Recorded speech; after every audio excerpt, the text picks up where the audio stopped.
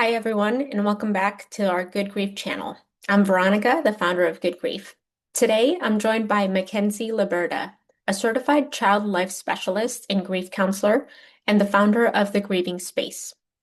When a family faces serious illness, parents often wrestle with how to talk to kids about it, what to say, how much to share, and how to do it in a way that feels honest and age appropriate. Mackenzie will walk us through practical tools and thoughtful guidance to bridge that gap, helping kids make sense of what's happening while helping caregivers feel more confident along the way. Mackenzie, thank you so much for being here. Okay. So I'm gonna kind of skip through this welcome because Veronica, you did such a lovely job with those introductions. But just want to give some more information about the grieving space and what we do or what I do as a child life specialist because we are a support tool for families that are going through illness and disease for children and for you as parents and caregivers. So. The Grieving Space is a child life private practice. We are located out in the Chicagoland area and provide support in person and then virtually as well for children and families that are navigating illness, grief, and loss. So we have three different areas of support that we provide.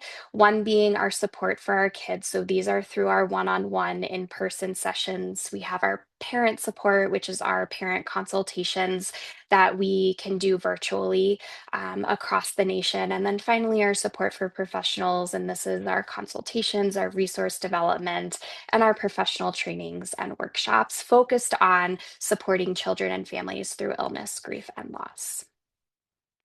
Um, I just wanted to touch on who child life specialists are and what we do, because as I mentioned, the Grieving Space is a child life private practice, and we are a support tool for your family and for your kids. So, child life specialists are board certified mental health professionals who specialize in working with children and families through all different types of experiences: hospitalization, medical experiences, diagnoses, end of life, and bereavement. A lot of us work in hospital settings, which is where you will often come across a child life specialist. But we are also working in nonprofits and schools and private practices so that you can have support wherever kids are. So, we as child life specialists are experts in child development, and we use a play based approach to help children cope with this experiences around them, right? And child life is also a very family centered approach. So when we are supporting your child, we are also supporting the whole family. So parents, caregivers, grandparents, siblings. And our whole goal is to help children cope in a more positive way with the things that are happening around them. So, we are here today to really talk about how to support your kids through serious illness, chronic illness. How do you talk to them about that illness or disease, right? So I want to start off by just kind of understanding why these conversations are important, why we should be having these conversations with our kids. We'll talk about 4 steps to actually help you facilitate these conversations with your kids. And then we'll end with tools and resources that you can utilize to help you feel more confident and more supported as you navigate these conversations. So, why should we be talking to our kids about serious illness? Why is this conversation so important? And really the best way to answer this question is by looking to the research. And the research really tells us these three big ideas: that children often know that something is going on, that something is different, that something is changing in the family, even when the adults around them try to protect them from those details, right? The research also shows that kids want information about the illness, about prognosis. They want to be involved, they want to be provided honest information. And they also want control in how they are involved in their person's illness, right? They want a choice to either be more involved or they want a choice where they're not as involved. And to do that, we need to have those open conversations with them. And we also know that when we have these conversations with kids about serious illness, it's really reducing their fear, anxiety, and uncertainty that often accompanies illness and loss, right? So it really helps to prevent confusion. It helps prevent the development of misconceptions, and we'll talk more about that as we move through the presentation. It supports their coping and it supports their emotional expression. They're being able to talk about all of the feelings and emotions that are coming up with this illness that's affecting the family. And then it talks about how children feel more included and supported when you have these conversations, and really ultimately strengthens that parent-child relationship by increasing trust between that child and that parent. So, in order to have these conversations with our kids, we really need to have a good understanding of what do our kids know when we are talking about illness and disease, and what do our kids understand? So, I really broke it down here into kind of the developmental stages that I'm referencing when I'm supporting my kids and their families. So we'll start from the infants and we'll kind of work our way up to the teens. And our infants and toddlers, right, have really no understanding of what that illness or disease is, but they certainly will react to changes in routine or absences in that primary caregiver or parent. And they are very much aware of behaviors around them as well. As we move into the preschoolers, this is where things get a little bit more interesting, right? Our preschoolers don't necessarily know the details about that illness or disease, but they are very much aware of all of the physical changes that are happening, all of those changes that are happening in their routines, right? Um, a big thing with our preschoolers is they are very egocentric and they have this idea of magical thinking. And that really correlates to kids at this age thinking that their behaviors are causing that illness that their parent or caregiver or another important person that they care about is going through. So we'll talk more about ways that we can support that as you move through that illness journey. They also have limited concept of time, and this is where it can be really hard for preschoolers to understand a serious illness or a chronic illness because they think of illness and disease as something that gets better quickly, right? Thinking of like a cold or a flu, right? So a lot of the questions in our understanding in preschoolers really stems back to questions like, will they get better tomorrow? Okay. Our school agers are developing more logical understanding. They're developing more abstract thinking skills. They're not quite there yet, but it's a little bit more advanced compared to our preschoolers, right? So at this age, we can develop a lot of misconceptions about what that illness or disease means for that person and that family. And this is because kids at this age need a lot of information. They need a lot of details to help them make sense of what's going on. And when they don't have those answers, when they don't have those gaps filled in, they basically apply their knowledge from their own experiences.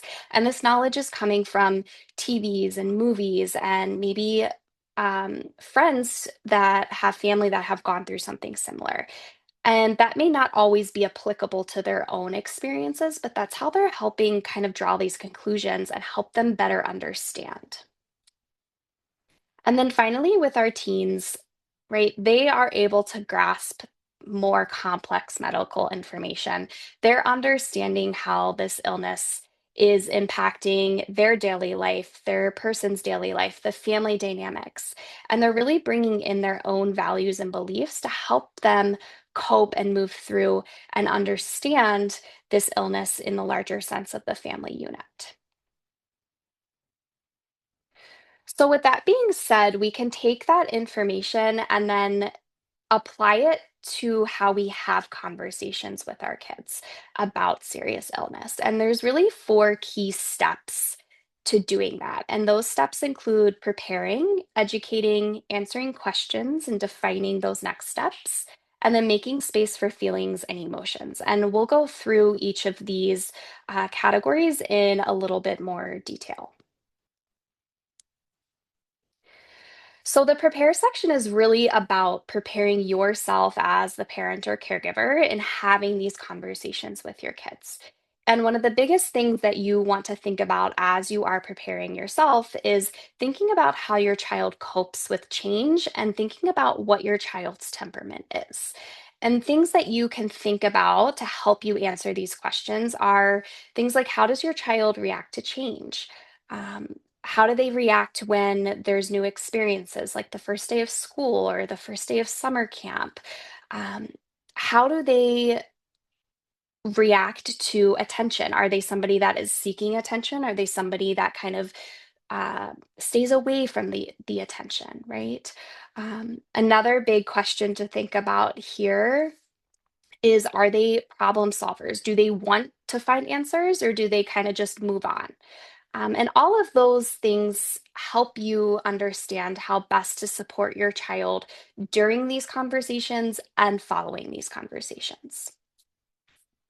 The other big pieces that you want to think about as you're preparing for this conversation is what I refer to as the four W's. So the who, what, when, and where.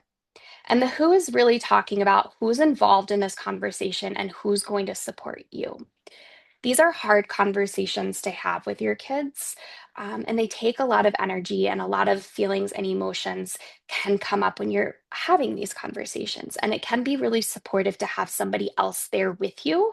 I've been in many circumstances when I worked in the hospital setting of being the person that was sharing this diagnosis with the family, because that those parents really wanted to be there to support their kids through this conversation rather than being the person that's leading that conversation. So um, things like that can be supportive and more helpful to you as you are navigating and thinking about how to facilitate these conversations.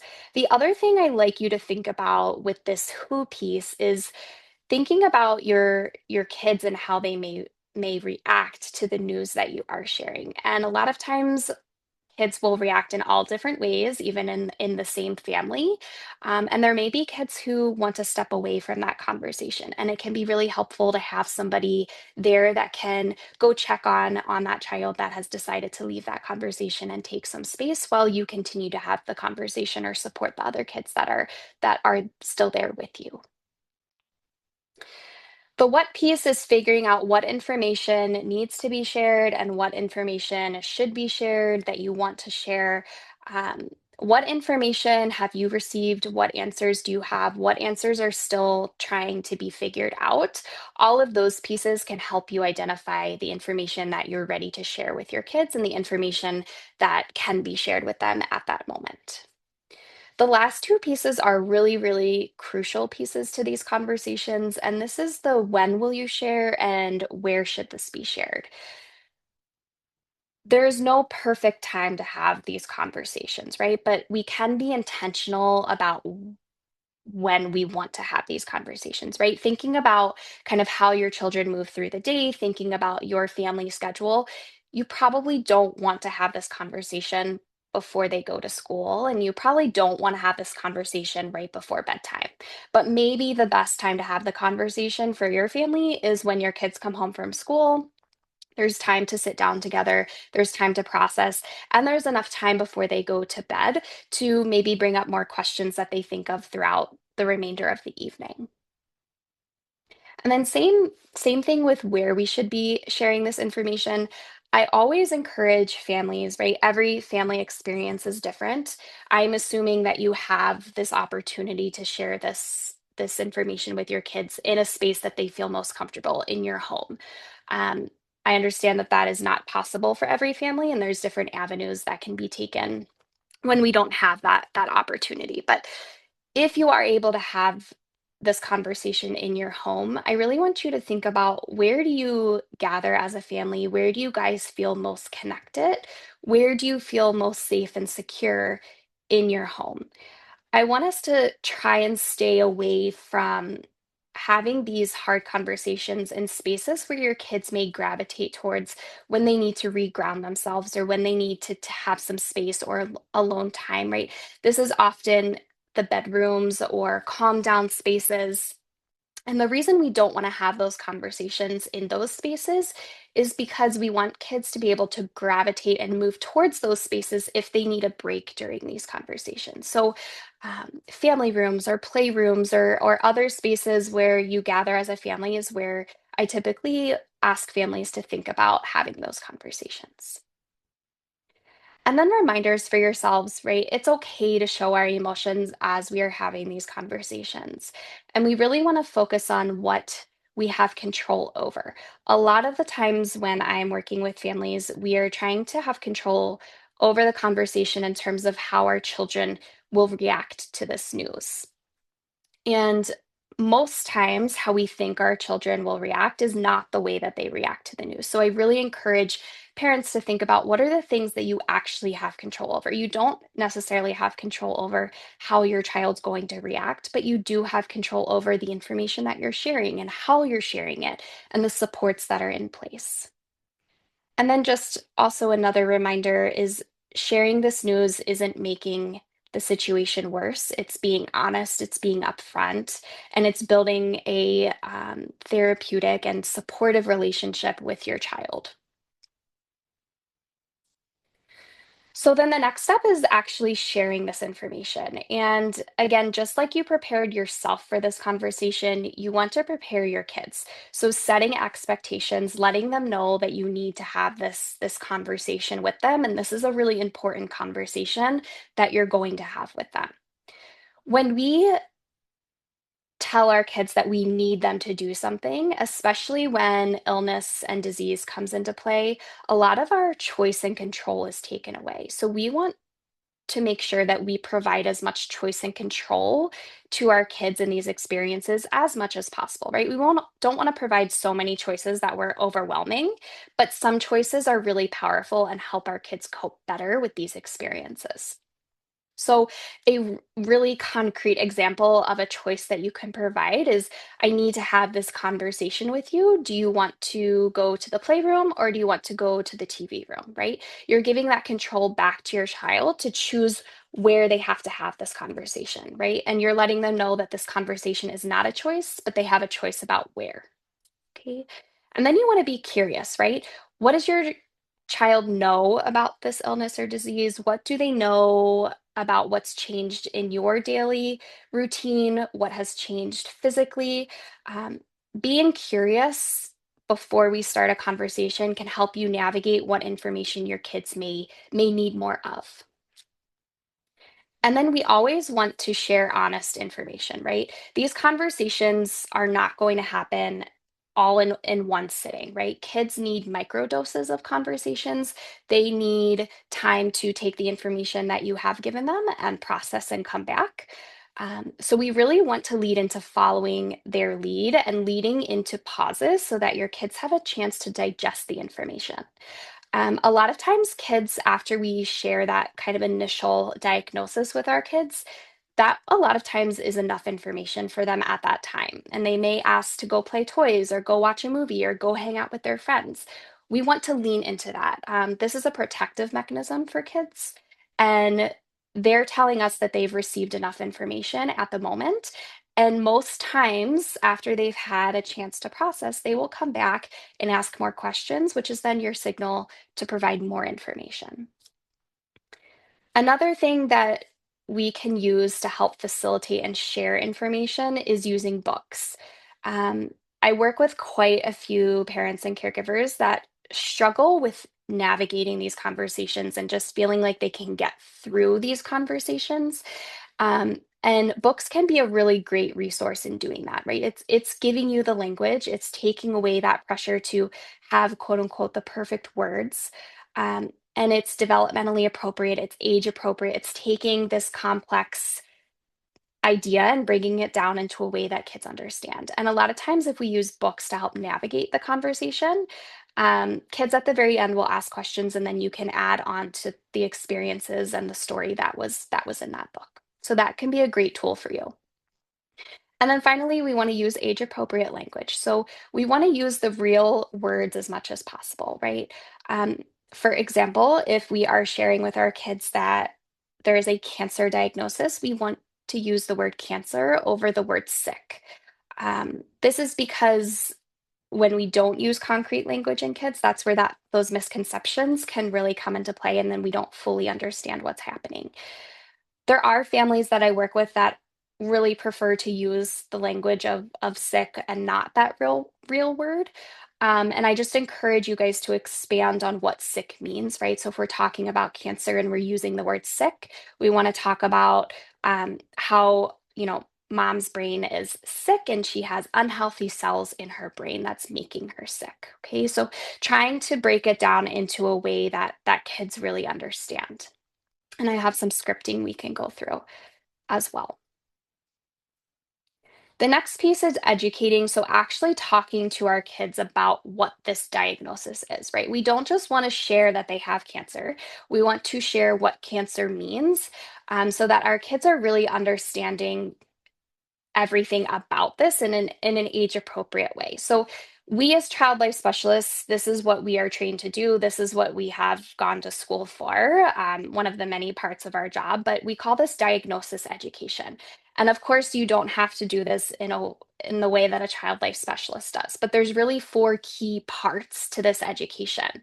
And that first part is really talking about the body part, talking about the body part that's not working the right way or the body part that's unhealthy.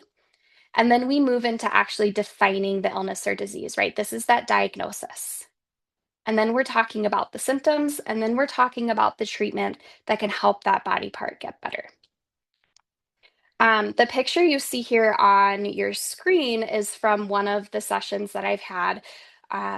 They were in here for a grandparent's terminal brain cancer diagnosis. So you can see there's a lot of different tools here. There's coloring, there's books, there's a brain mold. So, I was doing everything from talking about the jobs of the brain to talking about the healthy cells versus the cancer cells and how that affects the brain and where it is in the brain, right? We made our own brain mold. So there's lots of different ways that child life specialists can do this education.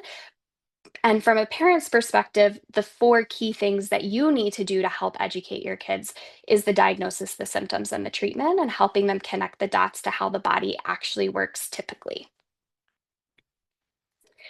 So I have an example scripting here just to kind of go through and help you see how a conversation might go. So again, setting the stage, giving preparation for the conversation that might happen, right? Mom and dad have to talk to you about something really important. Should we go to the playroom or the couch, right? So making sure that we're giving that choice right away. So now we start to be a little bit more curious. Remember how mom has been feeling really tired and out of breath when she's walking and she's had to go to a lot of doctor appointments. So we're checking in. Has the child realized that mom has been gone more? Has the child realized that mom can't really walk without having, to take a pause and catch her breath? Then we go into defining that illness and continuing to be curious, right? So mom has something called cancer. Have you ever heard of this word before? And then we're moving into talking about the parts of the body and how they typically function and what cancer actually means, right? So, our bodies are made up of tiny little cells, and your body has healthy cells, but mom's body has unhealthy cells too, which are called cancer cells. And these cancer cells are on her lungs, right? And then we talk about the job of the lungs and how that's connecting to the diagnosis. And then we're talking about that treatment phase, right? Tomorrow, mom is going to the doctor to get a special medicine called chemotherapy, and chemotherapy helps the cancer cells go away. Okay, so very concrete, not a lot of details, but you're sharing the most basic information to help your child understand what's going on in this moment.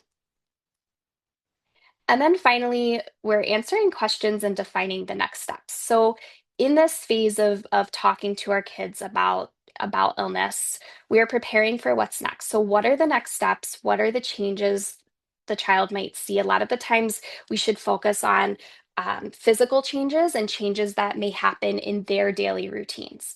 But we also want to focus on what's the same to help provide that consistency and that familiarity during this time. Okay. Um, then we want to focus on providing space for kids to ask questions and for you to answer those questions. And a big thing I like to remind parents and caregivers is kids are going to ask questions that you don't necessarily have answers for, there might not be answers for that question, or you're not sure about those answers yet.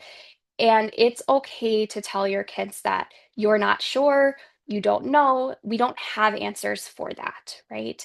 Because that is an honest answer.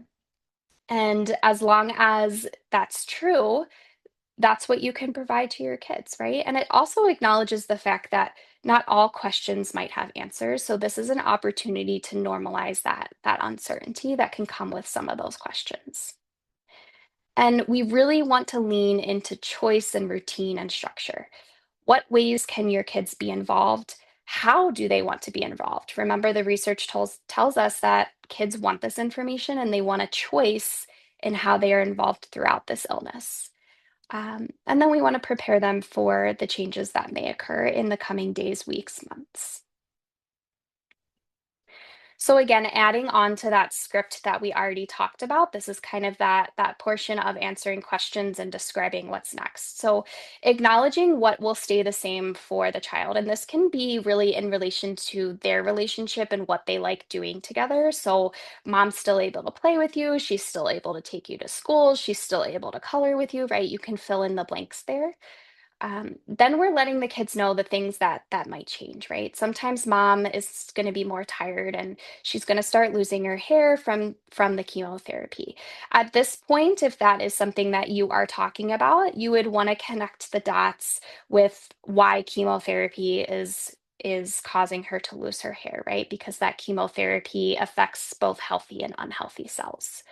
Um, and then language, again, to kind of build on that, right? Acknowledging who loves them, who's there to take care of them, and creating space for those questions and allowing them and encouraging them to come to you with questions in the future, even if they don't have any right now. And making sure that we're validating all of the feelings and emotions that can come with this. So using language like it's okay to feel. Um, we know again from the research that kids want to be involved, so we want to give an opportunity for them to have a choice in how they are involved, right? You can help mom by, you can be a big help by. How would you like to help mom? And it can be really helpful in these circumstances to kind of create a list of what your kids might be able to do, and then saying, here's the list that I created that would be helpful for mom. Which ones do you want to try? Which ones do you want to be helpful with? Okay, so again, leaning into that control, leaning into that structure, leaning into what your kids need from you during this time. A big piece that comes up too, especially during these questions and this processing that follows conversations, is the six C's and the three W's. So the six C's are essentially these six questions that kids will circulate around to help them understand and make sense of the things that are happening. So these questions center around identifying what that illness and disease is, what causes it, can they catch it? Is it something that can be cured? Who will take care of me, right? This is a big what if something happens to mom, if something happens to dad, who's going to be there to take care of me? And then who can I stay connected to? How can I stay connected to mom when she's in the hospital for a long period of time, right? Um, Kids won't ask those questions in that way, but those are essentially what they're always searching for. And then the other big part is the three W's. So the wonders, the worries, and the wishes. And these are where that anxiety and that fear can come from after we share this information with our kids. And a lot of times, we gravitate towards kind of minimizing those things because we don't want our kids to be scared, or we don't want our kids to worry about those things, but we really want to lean into that validation and that creating space to welcome those wonders and worries while providing support. So instead of using language of you don't need to worry about this or everything's going to be okay, we want to kind of reframe that language into thanks for sharing that with me. What I know is blank, or I wonder that too. Let's ask the doctor, right? So we're validating, we're creating space, and we're welcoming all of these wonders and worries as kids try to make sense of the news that was shared with them. I just want to briefly touch on the advanced illness piece. I work with quite a few families that have a new diagnosis and then it kind of progresses to this stage and is terminal and end of life comes up. So you want to keep the same kind of tips that I already talked about in mind, but there's a few other things that I just kind of wanted to mention here. Consider timing of conversation. So, again, as soon as you know these updates, as soon as you've been informed by your medical team that something has changed, make sure that you're sharing those updates with your kids as soon as possible, right? Sharing early, especially as we move into the advanced illness, it really helps kids control how they spend that remaining time with you and with their person. So they have, again, that control over how much they are involved. You want to make sure that you're sharing this honest information. So, again, taking time to assess and be curious and then share in an age appropriate and honest way. Here, again, we can focus on the physical changes that a child may see as your disease continues to progress. And then if it's at that point, talking about, death and dying in an age appropriate way and what hospices and palliative care is, right? Um, and then the big piece, really throughout all illness, but especially with advanced illness and moving towards end of life, is providing space and opportunity for your family to connect and for your kids to connect with you and you to connect with your kids. And a big part that child life specialists play in this is this memory making and legacy building. We will sit with families and we will create hand molds. We will create memory books for kids. We can help parents facilitate legacy building for themselves to pass down to their kids. So there's all different ways, but that connection is really, really vital and important for kids as they move through this journey with you. Um, and a big thing I talk about too with families is, again, throughout the illness journey, is really adapting activities where possible. So thinking about and being creative. Okay, this is an activity I used to do with my kids. I'm not able to do that right now. It's too tiring for me. How can we adapt that? Like if you played basketball outside with your kids, and you're not at the capability to do that at the moment, maybe we bring a basketball hoop inside and you're able to shoot from the bed and your kid is able to shoot from the bed, right? So there's different creative ways that we can adapt and continue to foster that connection and engage in those activities that you normally would with your kids. So as you are moving through your illness journey, the support that you provide, again, is very based on development. So, our infants and toddlers maintaining routines, providing comfort items, sense items can be really big if you are a parent that is in the hospital more often for your illness and your child is young at home, creating sense items. So, we used to give families a blanket that would have their scent on it, and then they would bring it to their baby in the NICU or vice versa. So allowing that connection can be really helpful. Um, your preschoolers, we want to make sure, right, we're naming the illness, we're reinforcing that they did not cause this illness, right? We're really focused on maintaining schedules and routines and letting our kids know when those routines may be changed. And then our school agers, choice and control become even more important here. Validation and making sure that we're answering questions in more detail when they are seeking that. And then our teens, right? Making space for autonomy and independence. Connecting teens to peer support during serious illness can be really, really beneficial. One of the biggest things that research tells us is that kids feel extremely lonely. They feel like nobody else gets it. So by connecting teens with other teens, that automatically helps decrease that sense of isolation and loneliness.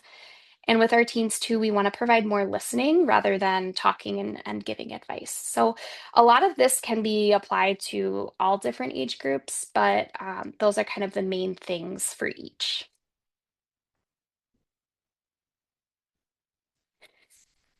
Another big thing to think about is how you can foster connection and communication as you are moving through your illness journey. And these are just three ideas that I often provide to the families that I am working with. And one of those being the jar of questions. So, this is something easy that you can put up in your house. there are kids who have lots of questions that maybe just don't want to share them outwardly with you. It's easier for them to write it down than sit down and talk with you about it. And this is a great way to continue that communication and that openness with all of those questions and worries that may come up during the illness journey. So I love having kids decorate the jar of questions, and then having them choose where they should put the jar. And then you just have strips of paper either next to it, or some families have put strips of paper in each child's bedroom, and then they will add their questions as they see fit. And then once a week or however often the jar gets filled, parents can kind of go through those questions and help answer them. The family mailbox is another great idea. This is great if you are separated from your kids for treatment or procedures. Kids can send you things, you can send your kids things. So it kind of creates that connection from afar. And then I like to remind my families too that it's when we are experiencing illness and disease as a family, that time together can become more limited. And it's maybe a lot of focus on that person and that person's illness, right? And that can be frustrating for kids because they feel like they aren't getting the attention that they always had, or they're feeling left out of conversations. So I encourage families to do intentional time with their kids, right? And intentional time is time where your phone is away, where you're not talking about the illness, you're not talking about the disease, and you're just focused on your kids, right? And that 10 minutes of time a day can be really, really supportive and beneficial for your kids as you guys continue to move through and navigate this experience. The other thing that can be really helpful as you're navigating serious illness in the family is providing emotional safety. So, this is a judgment-free space where your kids feel safe to express all of the feelings and emotions that are coming about, right? We want to help kids identify what those feelings and emotions are, help them connect to it, and then help them practice how to handle those feelings and emotions, right? And by creating emotional safety, we are normalizing communicating about emotions, right? The more we talk about it, the more our kids become more comfortable talking about it. And that open communication is really, really beneficial throughout the illness journey, right? Um, the other piece is practicing those coping tools. So this is a really great opportunity to connect with your kids about things that are helpful to reground us, things that are helpful to help us return to baseline, right? These are everything from deep breathing to counting, using stuffies, right? I do a lot of tactile body movements, so butterfly hugs, tapping, that type of stuff. They're very simple, but can be really helpful and supportive to kids. A big question I get too from parents and caregivers is how do I respond to kids that are maybe expressing behaviors that aren't safe or aren't the best way to show anger, right? Throwing books, hitting sister, slamming doors, right? And we always want to first, connect with our we can't correct behaviors without connecting first. So we really, in those moments, as long as your child is safe, as long as the people around that child are safe, you really want to validate what they're feeling at that moment. I see that you're really upset. You want to be present with them, provide the positive touch, hugs, holding hands, squeezing. Then you want to correct that behavior. So I know this is really upsetting for you, and I know this is really making you angry, but we can't slam doors. What we can do is use our deep breathing or squeeze a stress ball or squeeze our stuffy, right?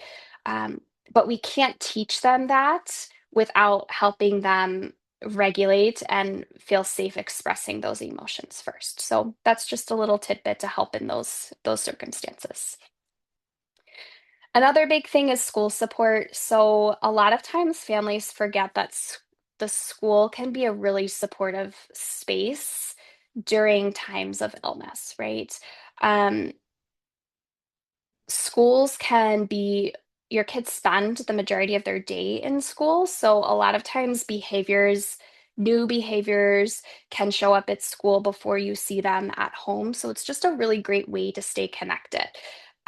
This doesn't mean you need to share all the information with your school. I really just encourage families to share the most basic information with them. So, right, what does the school need to know to support your child? And this is really the diagnosis, the treatment, what to expect in, a few weeks, a months, um, years if that child is still in that school, right?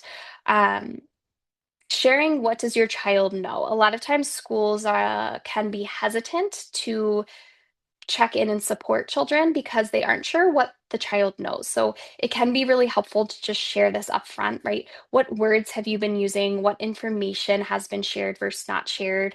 What questions and worries are coming up at home? And then you really want to create a plan of communication with that school, right? With that person. So maybe these are weekly check-ins or, phone calls or emails as needed, right? How do you want to share this information with other school personnel? So I really encourage at least one person, but sometimes having a school mental health professional and a teacher can be really supportive. That way, you guys are all on the same page. You have a communication channel to share anything that is different. You have a communication to share anything that's coming up at home that maybe you want the school to be aware of to see if it's happening at school as well.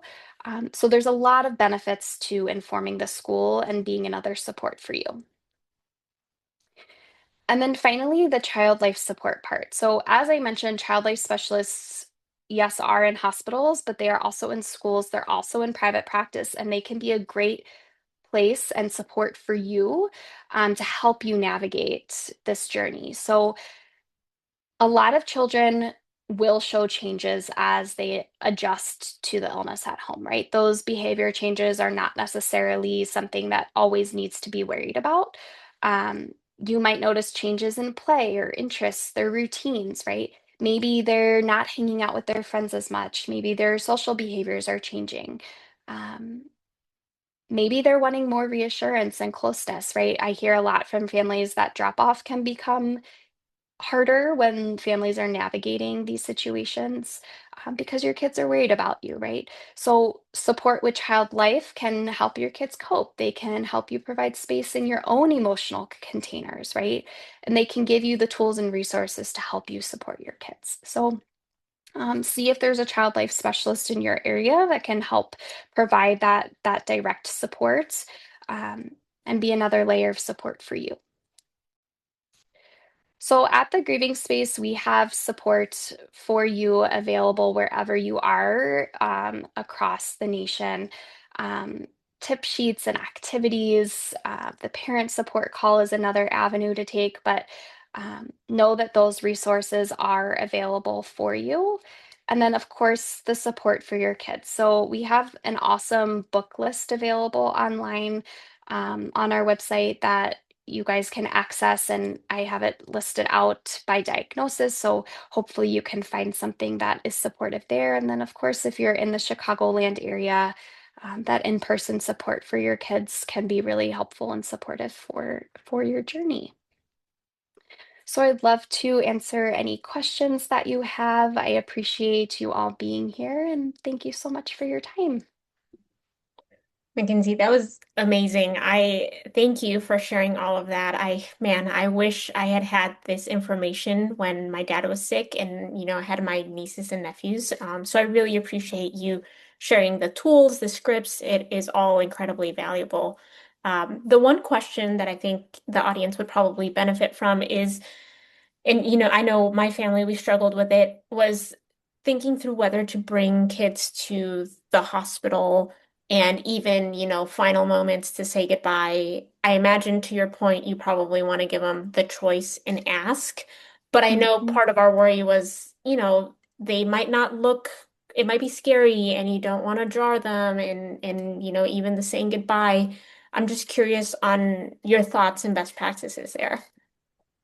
Yeah, that's a really good question. Thank you for bringing that up. And I am going to completely lean into what you originally said was providing that choice to kids in terms of do they want to be involved? Do they want to go see their parent in the hospital? Do they want to be a part of those last minutes? Now, I very much lean into also what family wants for their kids, right? I think a lot of the hesitation that comes from that is the worry and making our kids scared and all of those things that you kind of touched on, Veronica. But I think what is really helpful in these circumstances is when we can prepare our children for what they are going to see. So, this is really focused on the five senses. When I worked in the hospital and even through my private practice now, I support families through these experiences as well. So, I can meet families at the hospital and help be that support for kids as they are coming into the hospital setting, as they are visiting their person at end of life. If child life is not available to do that, social work can be really helpful in those circumstances. I think they're able to provide the preparation. We all are able to provide that preparation and the things that kids are most worried about and what parents are most concerned about in these circumstances to help decrease that anxiety and that worry and that fear that can come from these scary unknown situations. But I always say kids can handle these things. They just need to be prepared in a way that is most beneficial for them. And I'll say one last thing about that. If you do decide to bring your kids, and if your kids do want to go to the hospital, um, please have another person with you that if your kids need to step out, if your kids are feeling overwhelmed, they have somebody else that can support them when leaving the room. Because a lot of times they may say, I want to be there, I'm ready to be there, and it just becomes too overwhelming and they're not able to be in that space. So, having that preparation in place as well can be really helpful. Well, Mackenzie, this was truly fantastic. Thank you so much. For those that were tuning in, we really appreciate it. I'll make sure to put all of the links to the resources that Mackenzie shared. We also have the QR codes if you're watching the video. But thank you so, so much for your time, and I appreciate you all joining.